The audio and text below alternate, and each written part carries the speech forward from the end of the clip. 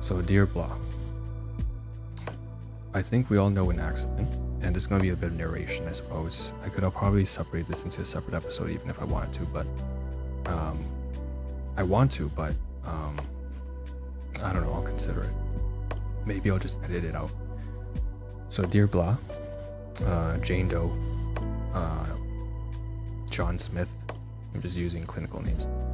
I think we all know an accident, whether in a car, on a bike, or walking across the street, could change your life forever.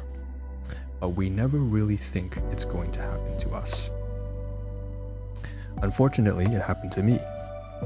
When I set out on a bicycle ride one Sunday afternoon, I was in the prime of my life. A career as a firefighter that felt more like a calling. A wife and 2 kids. A successful record as a competitive mountain biker. At 49, I was at the healthiest and strongest point in my life I had ever been. And then it skips. The last thing I remember that day was saying to my 13-year-old daughter as I left, "Tell your mom I'll be home to make dinner." Then I woke up at St. Michael's Hospital 2 weeks later with no memory of my accident. I sincerely hope that you never experience a traumatic injury like I did, but the truth is, an accident like this can change your life in an instant. That's why it's so critical, and here's the kind of promotional plea. That's why it's so critical to have a life-saving trauma center like the one at St. Michael's Hospital, with the latest in technology and leading-edge care to help us and our loved ones when we need them the most. Government funding only goes so far in supporting life-saving research and doesn't cover the cost of new equipment that makes such world-class care possible.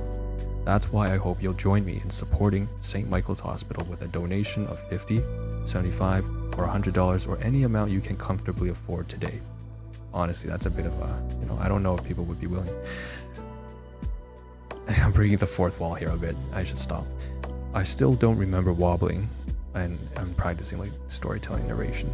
I still don't remember wobbling over the yellow line on my bike, as witnesses said I did, or being hit straight on by a motorcycle that sent me flying. When I was airlifted by helicopter to St. Michael's from a local hospital where I'd been stabilized, I was close to death. My neck, spine, and all my ribs were broken. My pelvis detached and my lungs had collapsed. I had massive internal bleeding and nerve damage. The doctors had to warn my family that I might not make it. They then set to work, using every bit of skill, surgical expertise, and sophisticated equipment they had to bring me back from the brink. Today, thanks to the brilliant care I received at St. Michael's, I am alive and able to get back to the things I love. With one of the highest trauma survival rates in North America, St. Michael's Hospital is renowned for its urgent trauma care, and that's thanks in large part to generous donations received from caring community members like you. Over 1,300 people are rushed to St. Michael's every year after they've been severely injured in a fall, accident, or assault.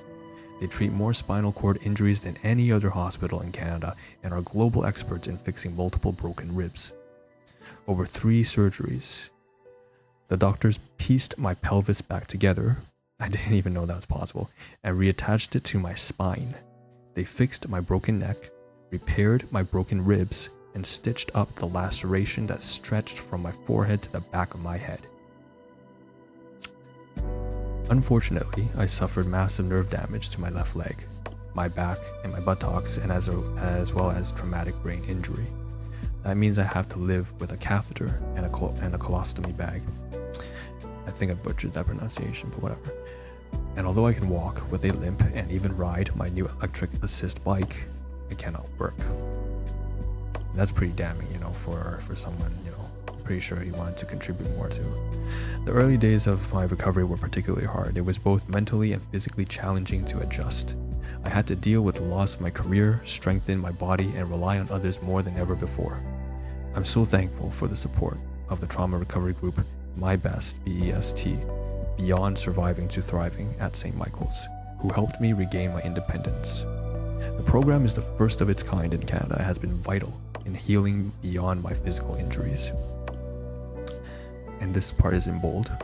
St. Michael's provided me with incredible wraparound care, from the surgeons and nurses to physiotherapists, a network of trauma specialists and fellow survivors.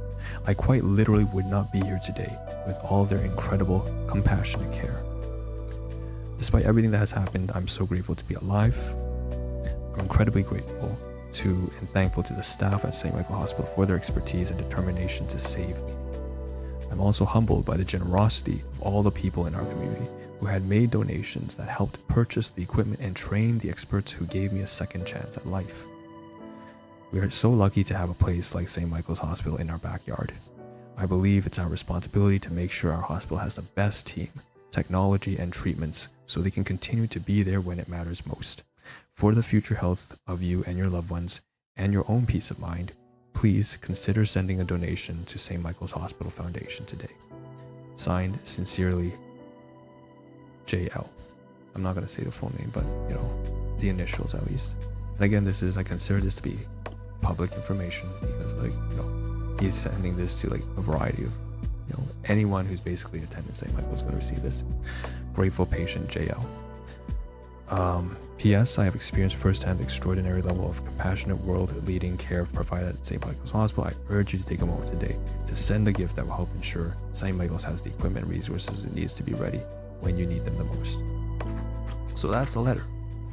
And I honestly think I might just edit that out and post that separately as a narration, because that was a brilliant letter and a heartfelt one. Now I'm not going to disclose whether or not there was a time where I gave one-time donations to Amnesty and so on and so forth, and I don't know if I'm going to do that this time because I'm not in exactly the best financial situation. I always say that I'm going to do stuff like this when I'm in a better position though, which I used to do anyway, so that's good.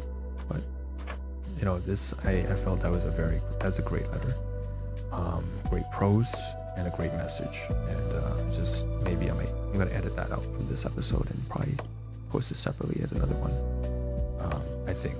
And so here's the last and final thing I'm going to read here, which is another piece of paper that was attached to that donation letter, right? The return mail, the letter, and this is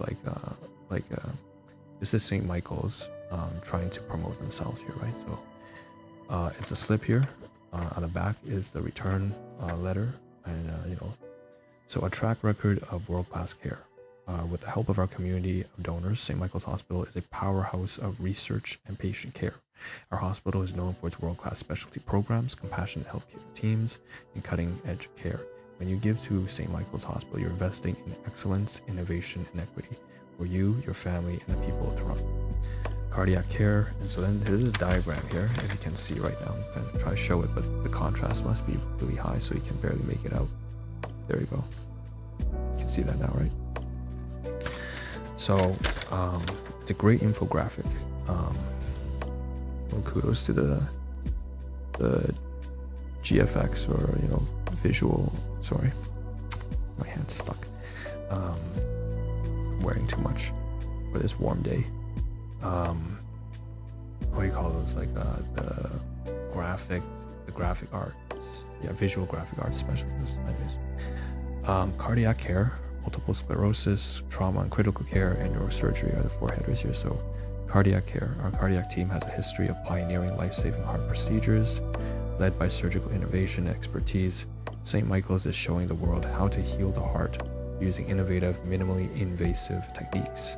That's a throwback to when I was in university. We had a lot of research teams in the engineering faculty.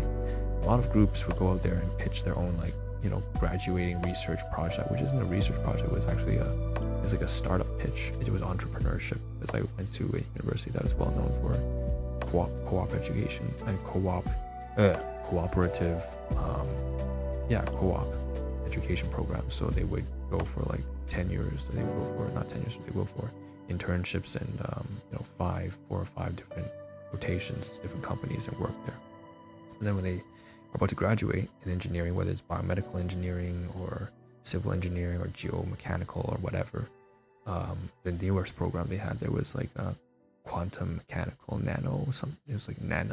nanotechnology engineering. They would organize themselves into a team of 3 or 4 or 5, and they would trying to create like a startup. It was like a hackathon kind of thing. So kind of throws me back a little bit here when they say like these minimally invasive techniques, because one of those kind of like graduate research project, like business turned startups, turned tech startups, was like a procedure. This team of 5th year engineering graduates were their like MEng, Masters of Engineering, were presenting their startup pitch to an accelerator program for funding, investor funding, and it was basically for robotic controlled assisted surgical interventions. So they would use a robot arm and cutting edge technology at the time this was like, remember, this is like 2014, this is like 10 years ago, I guess, a decade. But at the time, medically assisted, technologically assisted surgical interventions. So that kind of throws me back. And now it's out there, right? Now this kind of stuff, it's been, I can't believe it, but a decade now. And now this is like inside one of these like cutting edge hospitals. Multiple sclerosis. For over 40 years, St. Michael's has been providing world-class care to patients with multiple sclerosis with a multidisciplinary approach that treats the whole person. The Barlow MS Center, Multiple Sclerosis Center, is transforming patient care for people with MS. More than 10,000 patients per year benefit from groundbreaking research, new treatment options, and compassionate care. And lastly, trauma and critical care and neurosurgery. So St. Michael's is Canada's leading trauma hospital, taking on some of the most complex trauma cases in all of Ontario. Each year, our teams provide urgent trauma care to over 1,300 patients with critical injuries. Its survival rate is above 90%. Its survival rate of above 90% is among the highest in North America. And then neurosurgery. So I like to read this part because, like, obviously I'm a nerd, so I'm a fucking nerd. Yeah, so I'm going to do it. Neurosurgery. St. Michael's neurosurgeons perform the most aneurysm and brain tumor procedures in Canada. The most aneurysm and brain tumor procedures in Canada, and I didn't know any of this, and are at the forefront of robot-assisted brain surgery, removing barriers and making world-class care accessible to people in remote communities. So thank you for tuning in. This is it, the last in a good while, and this is a good way to end. So I'm probably going to edit that, post it separately, but yeah, that's about it. And now I actually have to really immediately turn this off because I have something else to attend. It's like a webinar kind of thing. So yeah, for the listeners, it'll be like see you next week, right? But for me, it won't be for like a month. So in the meantime, I hope you enjoy the episodes that are already up, and yeah, I'll catch you guys there. So leave whatever comments you want. Hopefully, if this is some way relatable, you can leave your comments about that, about JL and his, the very, it's a story of triumph, right? Overcoming. It's a survivor story. So I thought that was a really, really nice thing to just read out fully and properly narrate. Okay, just a little bit of storytelling today. That's it. See you. Cheers.